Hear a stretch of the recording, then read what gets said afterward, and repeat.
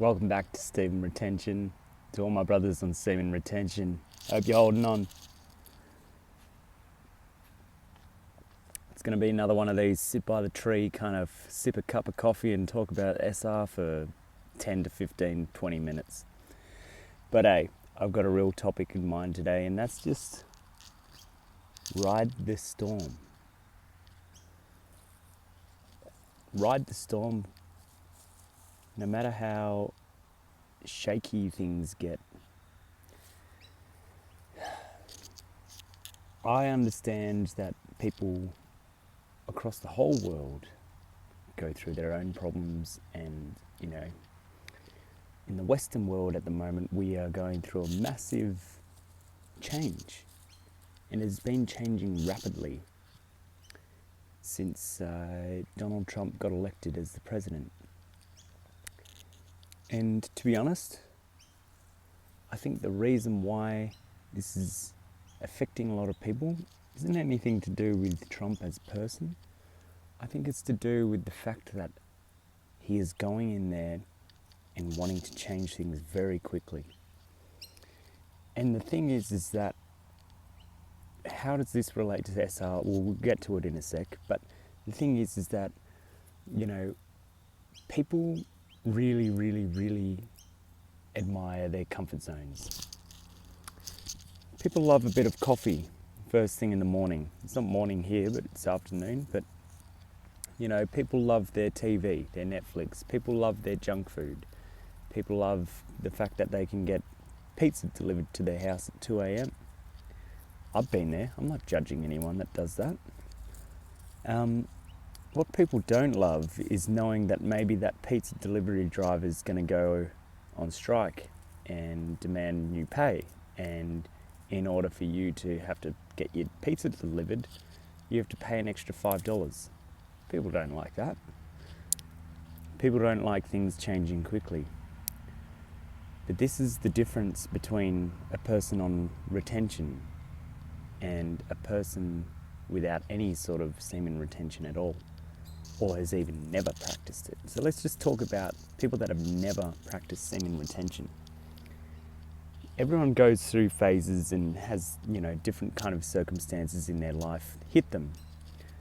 But one thing that I've noticed about the semen retention community, particularly the long streakers, is that the outside world doesn't really affect you. There's so much going on that we can get stressed about. There's so much going on that we can feel a sense of overwhelm, losing control. But all we're doing is we're losing our sense of comfort. When you wake up to an alarm clock and you gotta get up, you can snooze the alarm clock and be like, one more bit of time, just gotta sleep in just a little bit more. Or you can get up, your body's kind of aching, have a quick stretch out of bed and get straight into the shower and wake up. A little bit of discomfort, but you're already on your way. And that's what you got to realize about semen retention, is that you're never going to be a victim to the external world, to external circumstances. You've got the foresight, you've got the long-term vision. People talk about markets and all that kind of stuff crashing right now. Well, let's be honest. What goes up must come down, and what comes down must go up. So if you are into finance and investing, now's a perfect time to start buying things. Don't take my advice as a professional, but trust me, it's a good time to invest money into things. Things that actually hold value. Don't just go blowing your money on meme coins and Trump coin or something like that. That's not going to work. Like actual stocks that are cheap now, go buy them on the ASX in Australia or in the the NASDAQ, wherever you are. because you understand that it will eventually even out. And okay, let's go worst case scenario. Let's say we go into World War III. Do you think you're going to be worrying about your investments when the whole world is in battle? I think you're going to be thinking about a lot more things, like maybe learning how to fight, learning how to run, learning how to fast for weeks on end without food. You're not going to be thinking about, oh damn, I should have bought that cryptocurrency. No, that's not what's going to happen. And if we were to ever get into that sort of level of, cataclysm, we would be hoping that we'd all be on retention, conserving our testosterone and becoming fierce men for battle. But let's not go there. So, I've just been noticing work's kind of slowed down a little bit for me now. Summer's over. As a musician, there's not as many gigs, but it's all good. I still have my money and all that sorted. I'm very responsible, mostly responsible. Like last night, I did buy pizza, and it wasn't worth the money. It wasn't worth $25 getting a pizza delivered to my house. That was pretty dumb. But, it could be worse. Could be other things that I could be doing that, ruin the trajectory of my life. I think one pizza isn't going to be the biggest issue, and that little bit of money will always be replaced. But essentially what I want to drive home is this point that I know a lot of you guys might feel the kind of the pressure and all that sort of stuff, and okay, maybe you can't afford to eat pizza or have junk food, I want to let you guys know what I've been eating for most of the last 6 months. I've literally had 2 meals a week, and not as in I've only eaten 2 meals, but these are the only foods that I seem to only eat. I no longer am having eggs and toast for breakfast. I prolong breaking my fast until probably about 12:30, 1 o'clock most days. So no longer having eggs, no longer really having meat. I can't really afford to just eat meat and, not do anything with it, not work out and get all swole and then maintain all that kind of stuff. That's just not what I do. I'm more of a cardio kind of person, a running, swimming, bike riding, singing and playing guitar for 3 hours straight kind of person. And yeah, that's just kind of what I do. But with my diet, I've literally just been having rice and curries, so vegetable curries or lentil curries. And then if I'm not having curries, because what I'll do is I'll make the curries out of the vegetables, and then I'll have that curry for 2 days. I'll have it that night for dinner, then I'll have it the next day for lunch. One day I had it for dinner, lunch, dinner. And yeah, it can get pretty boring just eating curry. But the perspective that I'm trying to put forward here is that we've got everything at our disposal in the modern world. I was talking to this girl who was African, and she was saying, a lot of people think Africa is really poor and all that kind of stuff, but it's not true. They're just not as developed as a nation. People still go to the supermarket, well, not the supermarkets, they go to the markets and buy food and whatnot. So even in those third world countries, they're still eating a variety of things, yeah? And it is within our own comfort and our own desires that we choose to have a variety. We choose to indulge. We choose to go buy that Nutella donut at 7-Eleven with the coffee because, it's there. But when you're on retention, you understand that you kind of don't need to constantly fulfill your desires, especially with food. Like, I think my body wants me to eat a little bit of meat, so I try and eat meat at my gigs because I get a free meal at my gigs. Sometimes there's no real meaty option available, and if it's something like fish and chips, I'd rather just not have fish and chips because it's like batter and less fish. Anyway, so what I'm trying to get at is basically we have so much choice that we end up using a lot of our energy just indulging in kind of pointless things, and a lot of things that are actually detrimental to our health. Like, for example, having the Nutella donut, having that pizza, having that McDonald's, having that, that red meat every single day because you want to get swole. Look, there's different horses for different courses, you know what I mean? Like, maybe if you're a heavy lifter and you need to do construction work and all that kind of stuff, makes sense, eat some meat, get the protein to rebuild your muscles and all that kind of stuff. But yeah, when it comes to things like, soft drinks, cigarettes, whatever, the whole point I'm trying to make here is we don't really need to indulge in the variety. We can settle with the monotony.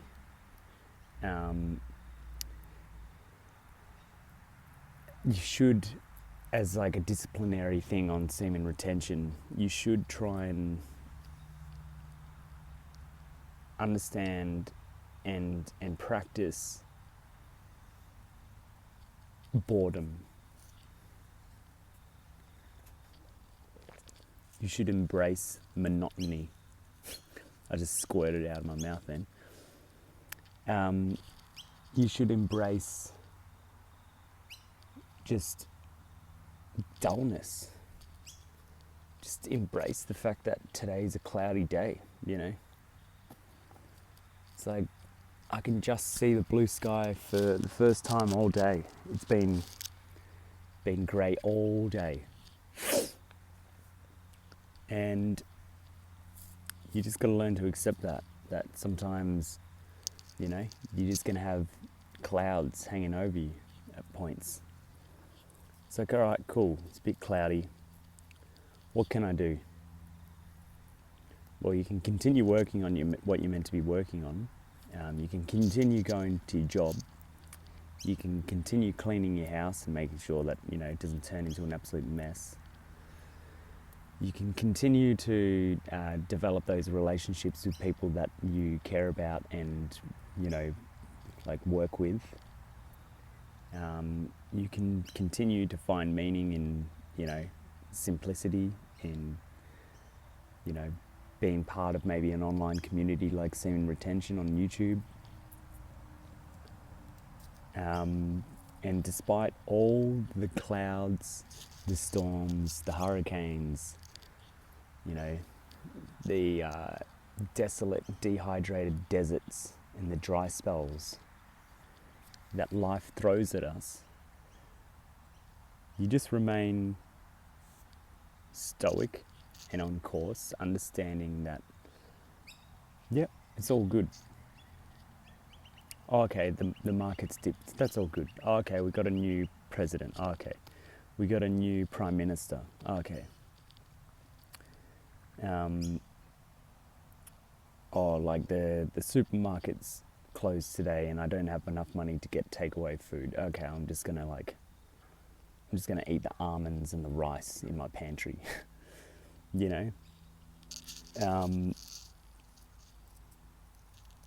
Just try and take that on board.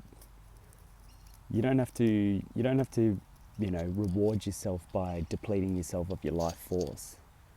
That's not even a reward, that's self-suicide.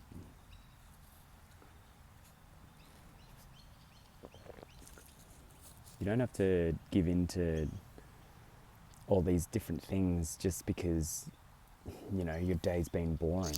Like,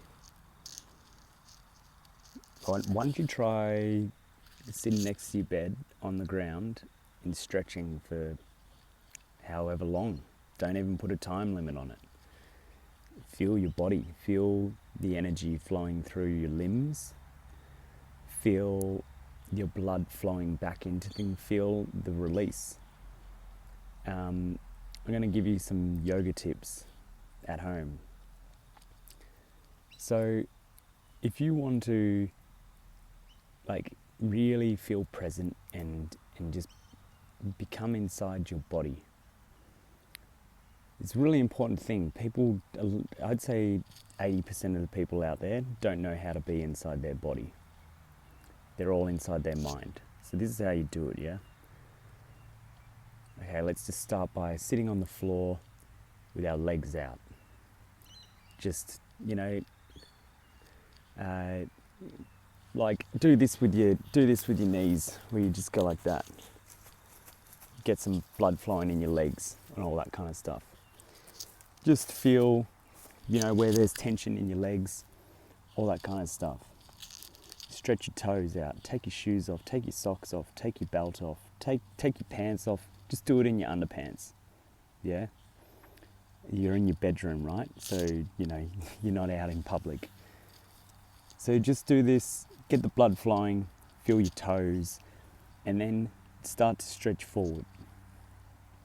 Just go where is natural and comfortable. Do not strive. Striving is not part of the practice of yoga. It is recommended to expand and lean into pain sometimes, but we're not striving. There's a difference between leaning into something and striving. Striving is a lot more aggressive. So when you're leaning into the stretch, you will feel a little bit of pain, and that's when you use the breath. So you breathe in through your nose, out through the mouth, and then you release that pain even more as you surrender to the stretch, and therefore you can lean in even further. There's some key words that I've just dropped: leaning in, surrendering. These are really important things. Surrendering to the breath, releasing the breath, releasing the tension, releasing the things. If you understand yoga, you understand what I'm talking about and how this is an overarching, all-encompassing practice. I learned yoga for 10 years and still do it in my own kind of way, but not as like a devout practice kind of thing. I should really get into it.